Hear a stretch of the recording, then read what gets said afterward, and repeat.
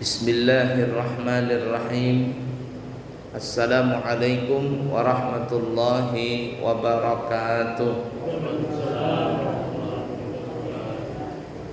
Alhamdulillahi rabbil alamin.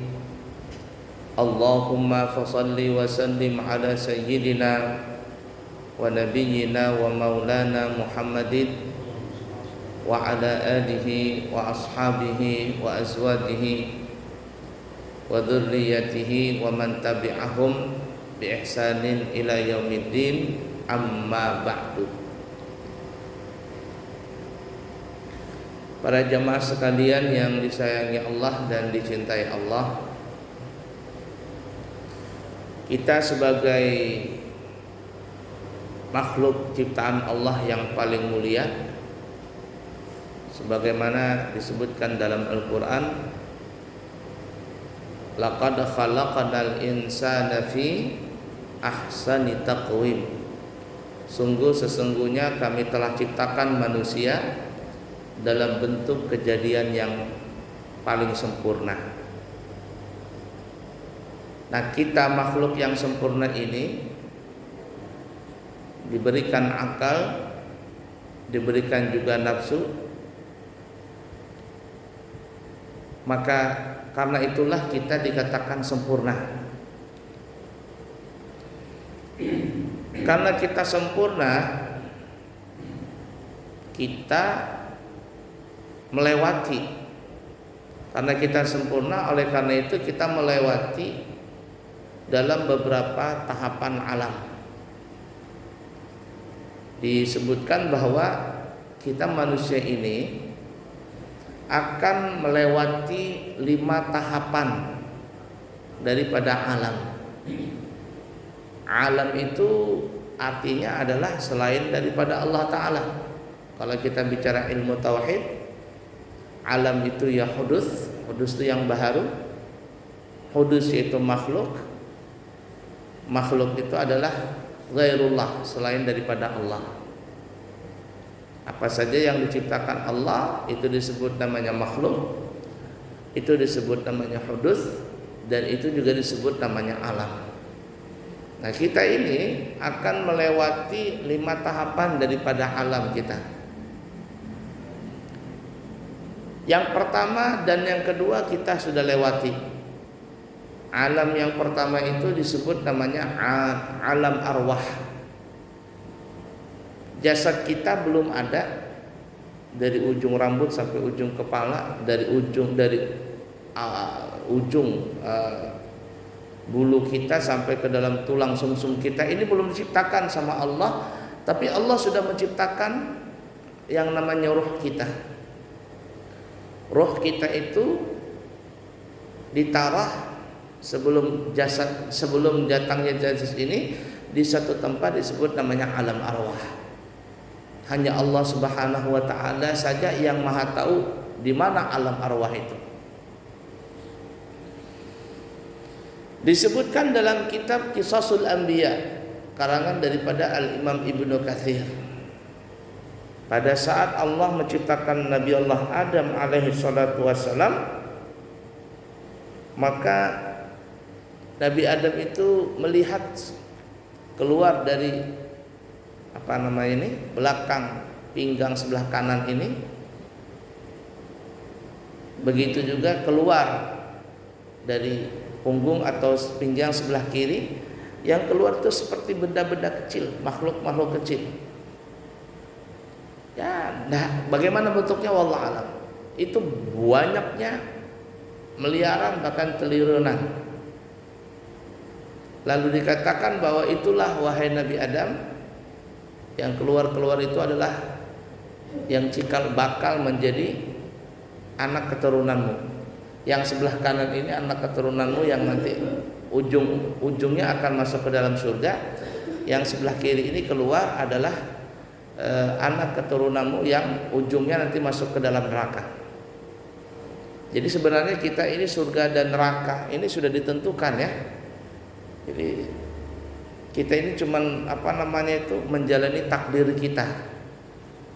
menjalani takdir kita. Setiap orang itu sudah ditentukan surga atau nerakanya. Cuman kata Nabi, kullun muyassarun lima khuliqalah. Seseorang itu dimudahkan untuk menuju tempat penciptaannya, tempat akhir daripada penciptaannya itu. Kalau kita memang ditakdirkan oleh Allah Subhanahu wa taala masuk ke dalam surga, maka kita dijadikan oleh Allah menjadi orang yang beriman. Kemudian kita diberikan hidayah oleh Allah untuk selalu berbuat baik sampai kita mati dalam keadaan husnul khatimah. Dan kalau seandainya seseorang itu ditakdirkan untuk masuk dalam neraka, maka dia dari kehidupannya itu penuh dengan kemaksiatan sampai dia mati pun bukan dalam keadaan beriman. A'udzubillahi min dzalik. Memang sudah suratan takdir seperti itu. Sudah suratan takdir. Nah, cuman kata ulama, walaupun suratan takdir seperti itu sudah ditentukan, namun kita ini diberikan akal untuk mencari yang baik dan yang buruk. Itu yang disebut namanya takdir ikhtiari. Takdir ikhtiari. Kan Allah berikan kita akal nih. Allah sudah berikan kita akal, kita disuruh berpikir. Sudah diterangkan surga dan neraka, kebaikan dan keburukan, kemana nanti ujungnya. Allah berikan akal kepada kita. Nah, disitulah ada namanya takdir ikhtiari. Istilah orang zaman sekarang ini adalah hidup itu adalah pilihan. Hidup kita ini adalah pilihan untuk menuju akhirat kita nanti. Kita mau pilih yang mana? Tergantung kita. Dan ketika kita memilih yang baik, istiqomah dalam seperti itu, itulah takdir kita sampai nanti menuju kita takdir yang aslinya. Begitu juga kalau ada orang yang berbuat maksiat, diberikan nasihat, diberikan petunjuk, tapi dia tidak mau menuju jalan yang benar, tetap saja menuju yang salah, itulah takdirnya dia. Pilihan dia seperti itu untuk menuju takdir yang hakiki itu. Baik ya, kita kembali. Jadi kita pertama, sebelum ada jasad kita ini, ada yang kita tahapan pertama itu disebut namanya alam arwah. Tidak tahu bagaimana bentuknya, hanya Allah Subhanahu wa taala saja yang Maha tahu bagaimana alam arwah itu. Dan bagaimana bentuk yang namanya roh itu. Bahkan Nabi pun pernah ditanya sama orang-orang kafir. Ya, disebutkan dalam Al-Qur'an, wa yas'alunaka 'anir ruh. Mereka orang-orang kafir Yahudi atau Nasrani datang kepada Nabi Muhammad SAW. Mereka menanyakan kepada engkau wahai Nabi Muhammad tentang masalah roh. Kalau mereka bertanya tentang roh, qulir ruhu min amri rabbi. Katakanlah wahai Nabi Muhammad bahwa hakikatnya roh itu adalah perkara Tuhanku. Artinya dalam masalah arwah, dalam masalah roh ini, entah bagaimana bentuknya, bagaimana letaknya, ditaruh di mana roh kita itu di dalam jasad kita ini. Atau roh itu waktu di alam arwah di mana letaknya, tidak tahu kita. Qulir ruh min amri rabbi, katakan kepada mereka bahwa perkara roh itu adalah di tangan Tuhan kita. Allah yang maha tahu tentang hakikat kita. Nah, jadi seperti itu. Itu yang pertama disebut namanya alam arwah. Entah berapa juta atau berapa miliaran tahun Allah simpan roh kita di alam arwah itu. Berjalanlah waktu sampai Allah menciptakan Nabi Allah Adam alaihi salatu wassalam. Kemudian Allah menciptakan Siti Hawa. Kemudianlah lahir Qabil dan seterusnya. Ada yang mengatakan di dalam cerita itu, dalam kisah Israiliyat, Nabi Adam dengan Siti Hawa itu melahirkan 100, ya, Siti Hawa itu melahirkan 100 kali kelahiran. 100 kali kelahiran. Ada yang mengatakan 40 kali kelahiran. Jadi ada beda pendapat, ada yang mengatakan 100 kali, ada yang mengatakan 40 kali. Dan setiap lahir, setiap Siti Hawa melahirkan, itu anaknya selalu, kalau bahasa kita namanya kembar pengantin. Kembar Kembar pengantin ini kembar laki, kembar perempuan, laki dan perempuan, selalu begitu. Karena mereka hidup di awal-awal penciptaan manusia di dunia ini, lalu untuk melangsungkan keturunan, maka mereka itu tidak boleh menikah dengan sesama kembar pengantinnya. Mesti kalau kepingin menikah dengan cara bersilang. Boleh menikah anak keturunan Nabi Adam ini, anak Nabi Adam dengan saudara kembar yang lain, bukan kembaran pengantinnya. Seperti yang pertama kali, Qabil lahir dengan Iklimah, Habil lahir dengan Labuda. Qabil tidak boleh menikah dengan Iklimah, Habil tidak boleh menikah dengan Labuda. Sesama kembar pengantin nggak boleh. Tapi kalau bersilang begini, Qabil dengan Labuda, Iklimah dengan Habil, itu boleh. Tapi terjadilah pertumpahan darah. Si Qabil tidak mau terima karena dia merasa Iklimah lebih cantik daripada Labuda. Ceritanya sangat panjang. Ala kulli hal, disitulah penciptaan manusia yang sudah berbentuk jasad dan juga berbentuk roh. Lalu turun temurun sampai kepada orang tua bapak kita dan mama kita. Mereka menikah sampai akhirnya ibu kita pun mengandung kita. Yang 40 hari pertama hanya setetes air mani, kemudian masuk ke 40 kedua menjadi segumpal darah, dan masuk ke 40 ketiga 120 hari berubah menjadi segumpal daging. Nah, setelah segumpal daging tadi, maka Allah pun meletakkan roh kita yang kemarin di alam arwah yang nggak tahu berapa lama kita di sana, roh kita itu ditaruhlah roh kita itu di dalam segumpal daging tadi. Maka berbentuklah pelan-pelan segumpal daging dalam perut ibu kita masing-masing itu. Timbul tangan, timbul kaki, timbul kepala, timbul mata, telinga, dan seterusnya. Dan ketika itu 124 hari itu dagingnya itu sudah bernyala, sudah hidup. Ini kalau saya bisa gambarkan ya, tapi Allah alam, hanya Allah Ta'ala saja yang tahu hakikat itu. Jadi kalau saya bisa gambarkan, kita bisa kias-kiaskan, tapi hanya Allah yang mau tahu ya. Jadi roh itu ibarat kata nih ya. Kalau ibarat kata HP itu energinya, energi yang ada di HP itu, bukan baterainya, tapi energi yang ada di dalam baterai itu, yang akhirnya menimbulkan daya listrik, lalu timbullah cahaya dalam HP, timbullah suara dan seterusnya. Roh itu seperti itu, dayanya itu loh, daya tadi. Nah, di mana letak roh itu? Di sekujur badan kita? Apakah di seluruh badan kita ini ada rohnya atau bagaimana? Wallahu alam. Wallahu alam.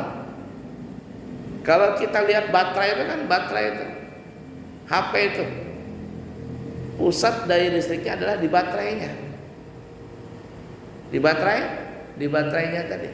Baterainya rusak, nggak ada daya listriknya. Nah, apakah roh itu di sekujur tubuh kita ini atau ada diletakkan di satu badan kita? Wallahu alam. Hanya Allah saja yang Maha tahu.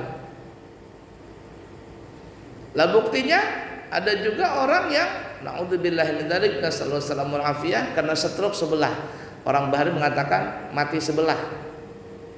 Tangannya itu umpama naudzubillahi min dzalik, nasallallahu salamul afiyah, karena stroke separuh. Tangannya itu nggak ada fungsinya, dipegang nggak ada rasanya, dipukul nggak ada masanya, dan seterusnya. Mati sebelah, ibarat kata ruhnya nggak ada di situ sudah. Tapi apa begitu? Wallah, hanya Allah yang Maha tahu. Makanya kalau ditanya tentang roh, di mana letak roh di dalam tubuh kita ini, apakah di dalam atau di luar? Nggak tahu kita. Kalau dia di dalam, di mana letaknya roh itu? Apakah seluruhnya atau semua atau sebagian saja? Nggak tahu kita. Bagaimana bentuk ruh itu? Nggak tahu kita. Sama kita tanya, kalau kita tanya bentuk energi baterai itu bagaimana bentuknya? Kita bongkar baterai itu nggak ada bentuk energi itu, nggak ada dia berbentuk. Tapi kelihatan karena ada energinya dalam baterai itu, maka timbullah HP tadi, ada warnanya, ada suaranya, ada bunyinya, ada cahayanya. Nah, seperti itulah bentuk kita dalam tubuh kita ini. Karena kita masih ada ruh kita bisa melihat, kita bisa mendengar, kita bisa berbicara, fungsi semuanya berfungsi. Tapi wallah alam, hanya Allah saja yang Maha tahu tentang hakikat itu semua. Baik, kita kembali. Jadi yang kedua, alam disebut namanya alam rahim. Jadi ketika Allah sudah menciptakan segumpal daging, maka Allah pun memasukkan yang namanya roh. Berbentuklah roh dan jasad, roh dan daging tadi, lalu berbentuk dia menjadi sedikit menjadi manusia yang sempurna seperti kita ini. Itu yang disebut namanya alam rahim. Alam rahim ini itu paling lama adalah 4 tahun. Karena perempuan itu ada yang mengandung maksudnya selama 4 tahun. Banyak ulama-ulama zaman dulu yang mereka itu dikandung oleh ibunya, yang ada yang 2 tahun, ada yang 3 tahun. Bahkan Imam Syafi'i berpendapat perempuan itu paling lama mengandung adalah selama 4 tahun. Imam Syafi'i sendiri dikandung oleh ibunya selama 4 tahun. Kalau kita sekarang ada perempuan hamil 10 bulan sudah, 9 bulan sudah. Udah kelahiran 10 bulan, dokternya nyuruh sudah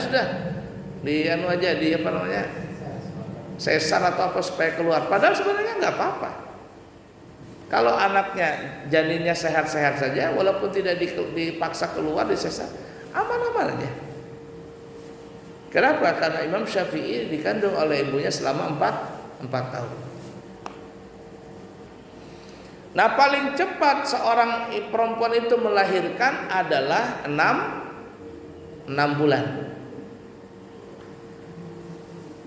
Jadi kalau ada perempuan umpama menikah bulan Januari, tiba-tiba bulan Juni, bulan April sudah melahirkan, atau bulan Mei sudah melahirkan, ini bisa jadi namanya jar orang Banjar GBHN, bukan garis-garis besar haluan negara, tapi GBHN, gawi bedahulu hanyar nikah. Dan itu banyak terjadi, baru 5 bulan melahirkan katanya. Tapi kalau menikahnya sudah 6 bulan lalu melahirkan, ini bisa jadi itu namanya bayinya bayi prematur, apa namanya itu? Kalau lahir di inkubator dulu, bisa 2 minggu, 3 minggu, sebulan, supaya mendapatkan energi dan sebagainya di inkubator itu. Prematur. Ala kulli hal.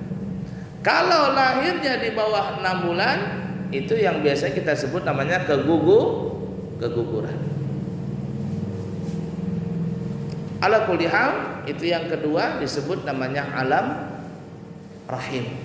Dan itu sudah kita lewati. Alam arwah sudah kita lewati, alam rahim sudah kita lewati. Sekarang kita masuk ke alam yang ketiga, yaitu yang sekarang kita tempatin namanya alam dunia. Alam dunia ini yang paling penting dari segala alam. Kalau ada yang mengatakan dunia itu tidak penting, oh enggak, dunia itu sangatlah penting sekali. Kenapa? Karena dunia ini adalah sebagai penentu bekal kita nanti untuk menuju akhirat, surga kita. Di sini kita ibarat kata bercocok tanam. Panennya nanti di akhirat. Ini penting, paling sangat penting. Kita punya harta, kita punya ilmu, kita punya umur, punya kesehatan, sangat penting. Di alam dunia ini kita pergunakan semua itu untuk kebaikan. Cuman kontraknya kita di dunia ini bermacam-macam kontrak di alam dunia ini. Nah, ada yang mungkin 60 tahun, ada yang 70 tahun, ada yang 40 tahun, 50 tahun, tergantung kontrak umurnya. Nah, waktu yang singkat itu, itulah sebagai penentu nanti kita menuju alam yang paling akhir nanti. Udah dipaham kira-kira ya? 3 sudah. Kemudian kita menuju nanti menuju yang keempat adalah alam yang keempat disebut namanya alam kubur atau alam barzakh. Alam kubur atau alam barzakh. Kalau saya bisa katakan alam kubur ini atau alam barzakh ini adalah rest area. Rest area. Jadi kalau kita di jalan tol itu ya mampir umpama di kilo 50 itu kita disebut rest area. Kita mau istirahat di situ, kecapean di jalan tol, kita istirahat sebentar dulu di rest area, di posnya dulu, istirahat sebentar. Nah, di alam kubur ini atau alam barzakh ini itu yang disebut namanya yang alam keempat. Alam kubur atau alam barzakh ini ada perbedaan. Kalau alam kubur, kata ulama kita, alam kubur itu untuk jasad kita. Jadi kuburan itu yang kalau kita datang ke kuburan itu disebut alam kubur, alam untuk jasad kita. Sedangkan alam barzakh itu alam untuk istirahat roh kita. Jadi dipisah di alam kubur itu dipisah antara jasad dengan roh terpisah. Jasad kita dimasukkan ke dalam tanah disebut namanya alam kubur. Roh kita diistirahatkan disebut namanya alam barzakh. Jasad bisa saja hancur, tapi roh tidak bisa hancur. Roh itu tidak bisa hancur dia. Berapa banyak kita datang ke kubur, ini kubur sudah berganti orang. Di Balikpapan kan sudah berapa kuburan berganti-ganti. Apalagi kalau kita ke Mekah di Ma'la atau di Baqi itu mulai zaman Nabi kita sampai sekarang tuh Ma'la dan Baqi itu segitu-gitu aja. Itu satu kuburan itu sudah mungkin puluhan atau ratusan atau mungkin ribuan orang sudah berganti-ganti kubur itu. Per 4 tahun sekali ganti kuburannya, berganti orang. Di Balikpapan juga begitu, mungkin sudah ada yang 2 kali atau 3 kali itu kuburan digali diganti dengan orang yang lain. Mana jasadnya? Jasadnya hilang. Sudah dimakan tanah. Daging dimakan tanah, daging dimakan cacing, tulang dimakan tanah. Hilang semua mungkin orangnya. Tapi yang tidak hilang itu namanya roh. Nah, roh ini diistirahatkan disebut namanya di alam barzakh. Alam barzakh ini terbagi 2 kata ulama. Alam barzakh terbagi 2 seperti yang kita sebutkan di awal tadi. Roh itu keluar dari mana? Punggung Nabi Adam yang kanan, ada yang juga dari kiri. Nah, yang kanan itu yang ahli surga, yang kiri ahli neraka. Untuk di alam barzakh bagi arwah-arwah yang baik, arwah yang saleh, itu ditempatkan di satu tempat namanya Illiyin. Alam barzakh namanya Illiyin. Ya. Sedangkan yang buruk-buruk, yang ahli neraka disebut namanya alam barzakh Sijjin. Sijjin. Sijjin itu kalau bahasa kita penjara. Ini rest areanya. Kalau yang baik disebut Illiyin, kalau yang jahat, yang tidak baik disebut namanya Sijjin. Ada film di Turki itu, film Turki ada namanya Sijjin. Film horor ada Sijjin 1, Sijjin 2, Sijjin 3. Sijjin orang-orang Turki nyebutnya, tapi kalau saya perhatikan itu namanya Sijjin. Kenapa? Karena berkaitan dengan film horor dan itu berkaitan dengan jin-jin dan orang-orang jahat, namanya disebut sijin. Nah, jadi seperti itu ya. Jadi alam yang keempat, kalau kita masuk ke alam kubur itu untuk jasad kita. Kalau roh kita nanti disebut namanya alam barzakh. Alam barzakh ini terbagi dua, untuk yang baik-baik disebut illiyin, untuk yang tidak baik disebut namanya sijin. Entah berapa lama kita di alam kubur atau di alam barzakh itu. Berapa banyak orang yang sudah lama di kuburnya. Mungkin dia hidupnya cuma sudah 60 tahun aja atau 70 tahun. Tapi di alam kubur dia sudah ratusan tahun. Kalau kita pergi ke Kutai sana, ke Tenggarong, ke Kutai Lama atau kemana, itu kuburan-kuburan kerajaan tuh sudah ratusan tahun lamanya. Ratusan tahun. Berapa abad sudah dia. Istananya masih ada, tapi orangnya sudah nggak ada. Nah, oleh karena itu kita terkadang sudah bertahun-tahun bikin rumah. Kata orang ini rumahnya sudah 100 tahun ini rumah ini. Dibikin sama orang 100 tahun. Yang dikubur sudah 100 tahun namanya. Artinya umur rumah yang ada di dunia itu lebih panjang daripada umur orang itu ketika hidup di dunia. Bisa saja orang di dunia itu umurnya 40 tahun meninggal dunia, tapi rumahnya sudah ratusan tahun. Umur rumah itu lebih lama daripada umur manusia ketika hidup di dunia itu. Makanya kita di dunia ini paling singkat sekali. Nah, karena singkat itulah sangat penting sekali sebagai penentu untuk di alam akhirat nanti. Baiklah ya, jadi yang keempat disebut alam kubur untuk jasad, alam barzakh untuk roh tadi. Kemudian terjadilah kiamat, dubung, hancur.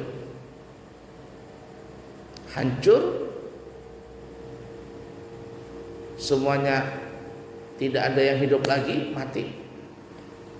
Maka disitulah akhir daripada alam dunia ini. Tidak ada kehidupan lagi. Sangkakala pertama ditiup sama Israfil, itu akhir daripada alam dunia. Kemudian selanjutnya disuruh lagi malaikat Israfil untuk meniup sangkakala yang kedua, maka disitulah masuk kehidupan yang kedua. Ketika sangkakala itu ditiup, kita sudah dikatakan memasuki awal daripada kehidupan akhirat. Itu yang disebut namanya alam akhirat. Setelah masuk sangkakala yang kedua ditiup, kehidupan kembali disebut namanya alam akhirat. Diawali dari mana? Diawali dari Allah melepaskan roh-roh kita yang tadi di alam barzakh itu. Yang iliyin, alam iliyin itu untuk arwah yang baik, sijin untuk roh yang jahat. Dilepaskan oleh Allah Ta'ala, dibuka gerbangnya, ibarat katanya kalau kita bisa analogikan itu begitu. Dibuka gerbangnya, berterbangan roh-roh tadi, mencari jasad kita. Di dalam jasad, di dalam tanah itu kembali jasad kita semuanya. Terus masuk dia roh tadi. Bernapaslah kita semuanya. Keluar kita dari kubur masing-masing. Dari tanah itu keluaran kita. Ketika kita keluar, maka dimulailah kehidupan alam akhirat. Di alam akhirat ini sudah berubah. Satu hari di akhirat sama dengan 1000 tahun di dunia. Ya. Kana miqdaruhu alfasanatin mimma ta'uddun. Satu hari di dunia itu sama dengan 1000 tahun di akhirat. Sama 1000 tahun dengan satu hari di akhirat sama dengan 1000 tahun di dunia. Dan ketika sudah kita hidup di akhirat nanti, yang kita sebut alam akhirat, di situ nggak ada lagi kematian. Nggak ada lagi kematian. Nah, karena ini alam akhir, awal dimulainya dari akhir tadi itu adalah yang kita katakan bangkit dari kubur. disitulah kita mulai perjalanan panjang. Diawali disebut namanya Yaumul Ba'tsi, hari kebangkitan. Kemudian menuju kita Yaumul Hasyr, hari penghalauan, dihalau kita. Ya, kemudian menuju namanya nanti Yaumul Hisab, hari penghisapan. Nah, Yaumul Hasyr itu padang mahsyar, dikumpulkan manusia. Di sini para ulama ada dua pandangan ya, ada dua pendapat. Di manakah nanti setelah kita bangkit dari kubur dikumpulkan oleh Allah Ta'ala semuanya jadi satu, dari Nabi Adam sampai orang yang paling terakhir mati nanti di waktu kiamat. Di mana kumpulnya? Ada yang mengatakan, dan ini yang pendapat yang paling banyak adalah di Arafah, tempat wukuf orang di Mekah sana. Di Arafah. Itu aja nggak muat ya, musim haji aja nggak muat begitu, 3 juta 4 juta manusia. Tapi ada juga yang mengatakan padang mahsyar di akhirat itu bukan di Arafah tapi di Baitul Maqdis, Palestina. Di Palestina. Karena Palestina itu pernah tempat berkumpulnya seluruh para nabi dan rasul di malam Isra dan Mi'raj.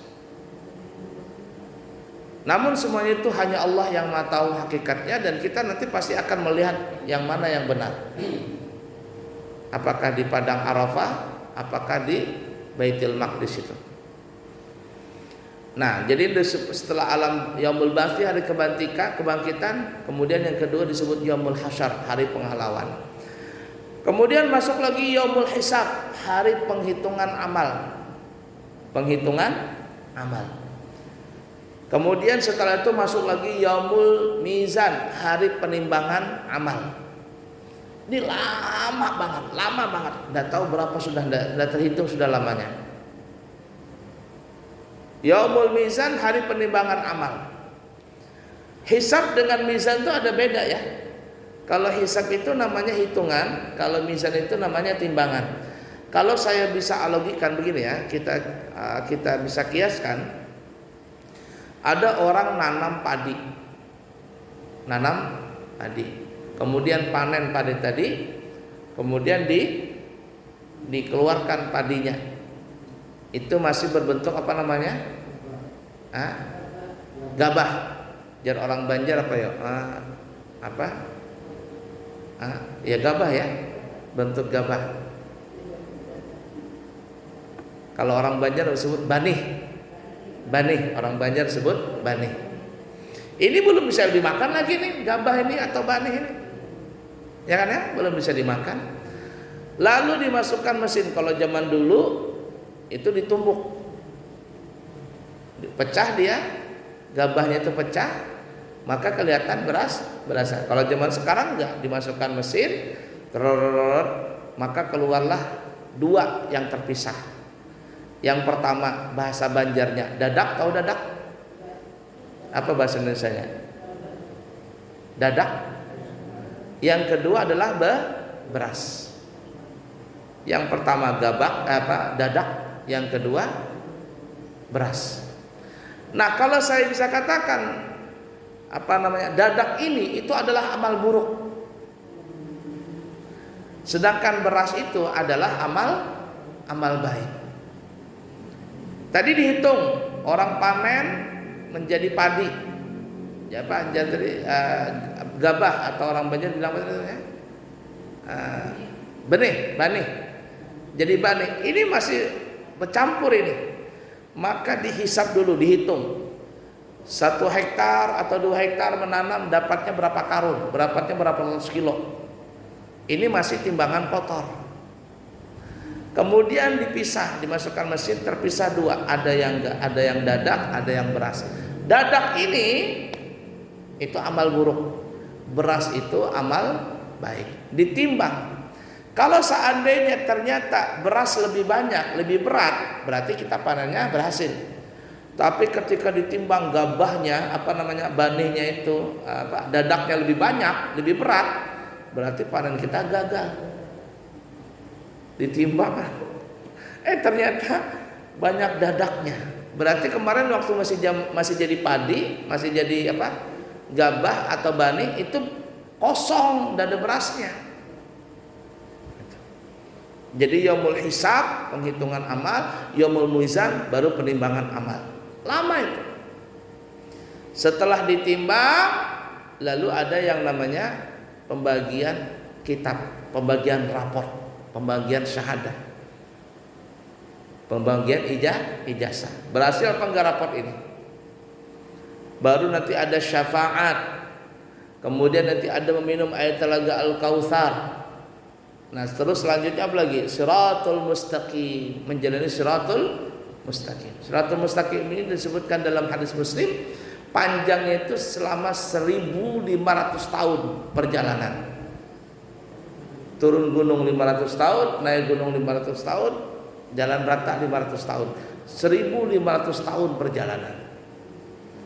Dan satu hari di akhirat sama dengan 1000 tahun di dunia. Ini adalah detik-detik terakhir Siratul Mustaqim ini. Siratul Mustaqim itu kalau saya bisa gambarkan ya, ini alam, di alam apa namanya, padang mahsyar tadi. Di sini ibarat kata surga di ujung sini. Di bawah ini neraka. Siratul Mustaqim itu begini. Ini kalau kita gambarkan lah ya, tapi tidak tahu bagaimana hakikatnya nanti. Turun gunung 500 tahun, jalan 500 tahun, naik gunung 500 tahun. Di bawah ini neraka. Semua dari Nabi Adam sampai akhir manusia meninggal itu semuanya pasti melewati Siratul Mustaqim. Ada yang berjalan, ada yang lari, ada yang berkesat, ada yang tiarap, ada yang terbang, ada yang naik sapi, kambing, itu yang kurban-kurban tuh. Ada yang secepat kilat. Lewat sini. Di bawahnya neraka. Kalau orang itu ditakdirkan ahli neraka, maka orang ini akan jatuh.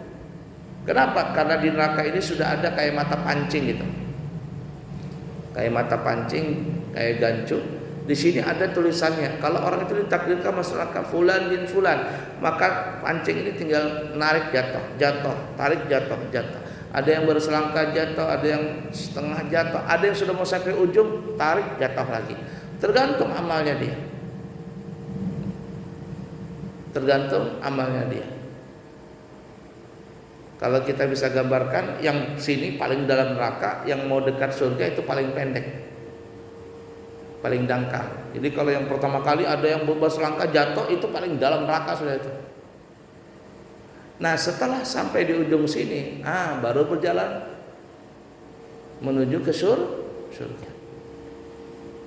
Nah, jadi di sini nih penentu perpisahan antara kita nanti, orang baik dengan orang jahat di Siratul Mustaqim ini. Yang jahat jatuh ke neraka, yang selamat masuk ke dalam surga. Jadi intinya perjalanan kita masih panjang. Kita baru masuk dalam 3 tahapan. 2 kita sudah lewat alam arwah, alam kubur. Sekarang kita masih di alam dunia. Kita nanti akan masuk ke alam kubur, dan yang terakhir nanti masuk di alam akhirat. Ujungnya adalah surga atau neraka. Ketika seseorang masuk surga, tidak akan pernah tua dan selalu mendapatkan kenikmatan, tidak pernah mati. Dan begitu juga orang yang neraka, seperti itu juga tidak pernah akan mati. Namun kita berharap semuanya, mudah-mudahan kita semuanya masuk ke dalam surga bersama Nabi Muhammad SAW. Amin Allahumma amin ya rabbal alamin. Baik, kiranya cukup sekian dulu. Namun sebelum kami tutup, untuk minggu depan kami bermohon kepada para jamaah mudah-mudahan bisa berhadir di pesantren kami tanggal 16 Juli. Minggu depan kita pengajian dulu, tapi nanti habis itu saya langsung berangkat ke pondok, karena di pondok itu ada acara wisuda anak santri kami kelulusan tingkat ula usta ulia atau SD, SMP dan SMA. Ya, jadi mudah-mudahan minggu depan bisa datang ke pesantren untuk mendoakan santri kami yang telah lulus, agar mereka itu bisa menjadi anak yang saleh dan solehah, dan juga bisa memanfaatkan ilmunya dan berbagi ilmu di luar pesantren. Nah, jadi seperti itu ya para jemaah. Kiranya cukup sekian dulu. Subhanakallahumma wa bihamdika asyhadu an la ilaha illa anta astaghfiruka wa atubu ilaik wa akhiru kalam. Wassalamualaikum warahmatullahi wabarakatuh.